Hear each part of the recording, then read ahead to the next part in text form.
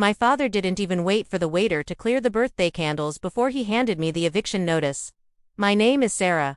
I'm 34 years old, a senior logistics coordinator in Dallas, Texas. For 10 years, I've been the invisible mortar holding the crumbling bricks of my family together. I live in a world of spreadsheets, supply chains, and razor-thin margins. I know exactly what things cost, but that night, at my own birthday dinner, I realized I'd been paying a price that didn't appear on any balance sheet. I sat in a velvet-lined booth at an upscale steakhouse. The kind of place where the air smells of expensive bourbon and old money. Across from me sat my parents, Arthur and Diane, and my younger sister, Mia. Mia was glowing, showing off a 3-carat diamond on her finger. She had just gotten engaged to a guy who worked in crypto, which usually meant he was unemployed but had a fancy car lease.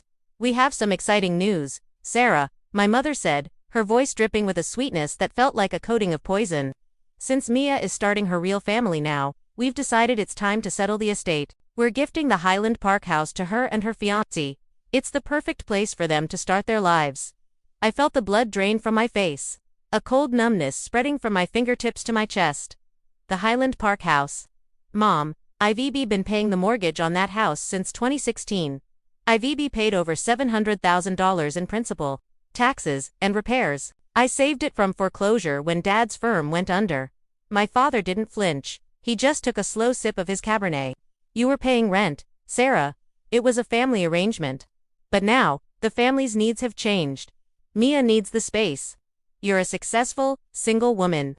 You don't need a 4-bedroom house. We need you to step aside so your sister can have the future she deserves." "Step aside," I whispered. "I've spent my entire 30s working 60-hour weeks to make sure you didn't lose that roof. I skipped vacations. I didn't buy my own apartment because I was pouring every cent into your debt. And we appreciate that."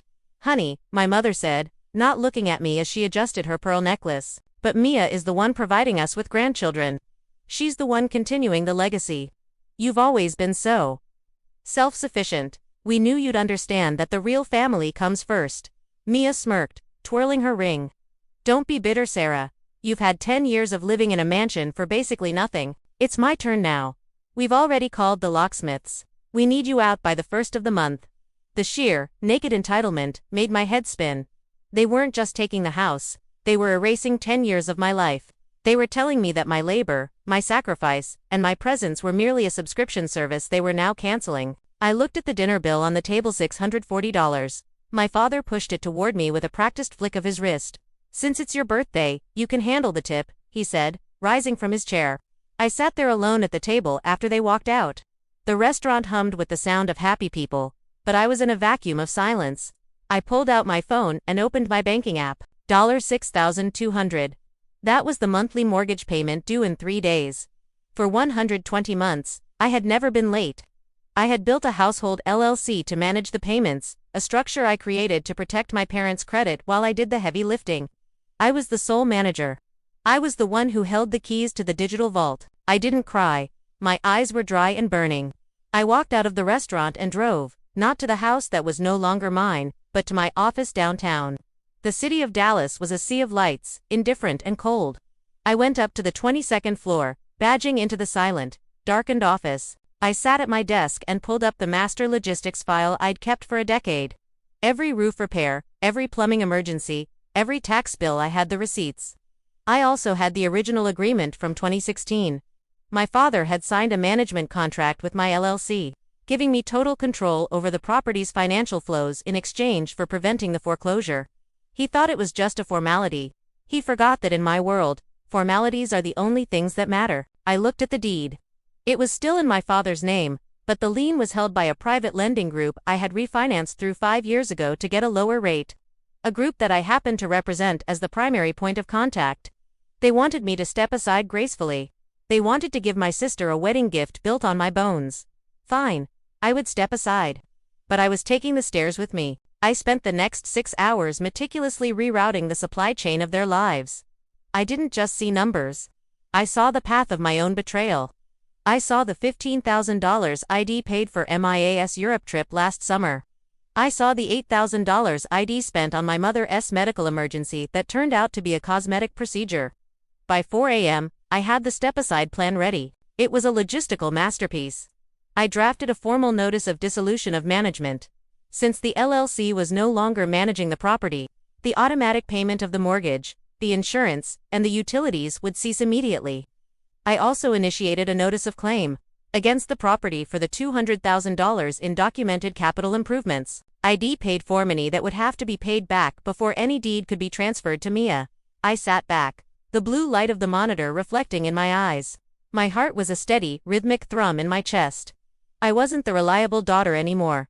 I was a creditor, and I was calling in the debt. I sent a single text to the family group chat at 5:15 a.m.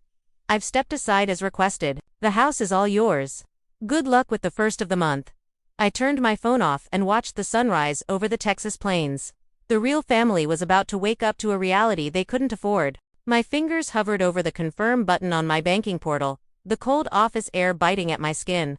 My hands trembled with a violence I couldn't suppress. She's my mother. She held me when I was a child and whispered that I was her greatest pride. He's my father.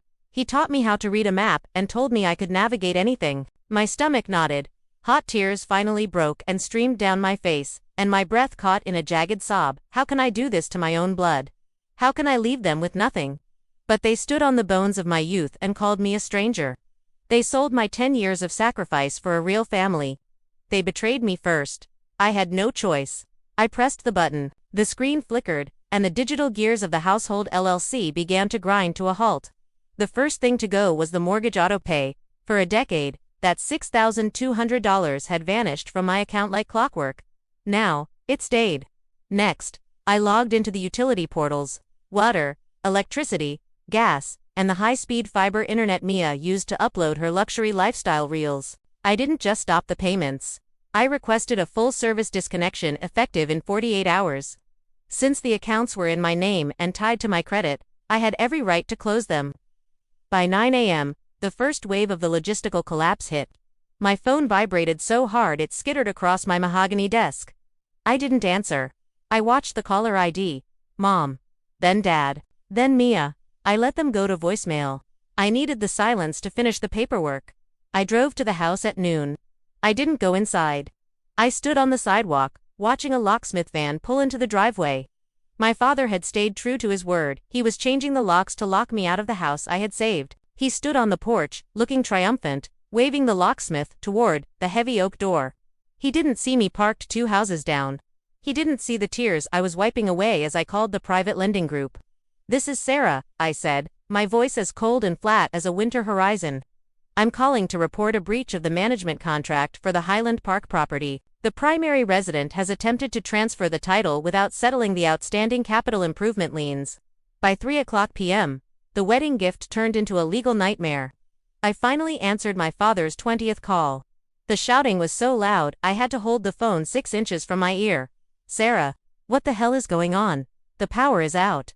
The water is off, and I just got an email from the bank saying the mortgage payment failed. Fix this now." "I can't fix it, Dad," I said, sitting in my new, quiet apartment across town. "I've stepped aside. Remember, I'm not the manager anymore. I'm just a successful, single woman with her own bills to pay. Since you gave the house to Mia, surely her crypto-millionaire fiancé can handle a few utilities." "You're being a spiteful child," he screamed. "This is our home." "No," I replied. "It was my investment. And since you've violated the agreement we signed in 2016, the lending group has accelerated the loan. You don't have 30 days anymore. You have 10 days to settle the full balance of the $200,000 lien I placed on the property for the roof, the foundation, and the taxes. If you can't pay me back, the title transfer to Mia is legally blocked." The silence on the other end was the most honest thing I'd heard from him in years. The next week was a war of attrition. Mia called me, crying, telling me I was killing the twins by stressing her out. My mother sent long, rambling emails about how family forgives. I ignored them all. I didn't respond to the guilt-tripping or the gaslighting. I sent every communication to my lawyer. I offered them one deal, and only one. I wouldn't sue them for the $700,000 I'd spent over the decade. I would release the $200,000 lien and allow the house to be sold but not gifted. The house had to be put on the market immediately. The proceeds would first pay off the remaining mortgage, then reimburse my LLC for the capital improvements, and whatever was left, the meager equity, would be theirs to split. They fought it for 3 days until the crypto fiance realized there was no free mansion coming his way and promptly vanished, taking his leased luxury car and Mia's future with him. With the wedding off and the bank threatening a hard foreclosure, my parents finally signed the papers. The house sold in 45 days. It was a beautiful estate. And the new owners, a young couple who looked at each other with genuine partnerships, aimed to love the garden I had spent my weekends weeding. At the closing, I sat across from my parents and Mia. There were no hugs. No birthday wishes. My father signed the final documents with a trembling hand. Mia had to move back in with them. Working a desk job, I helped her get through a contact though. I told her never to call me family in the office.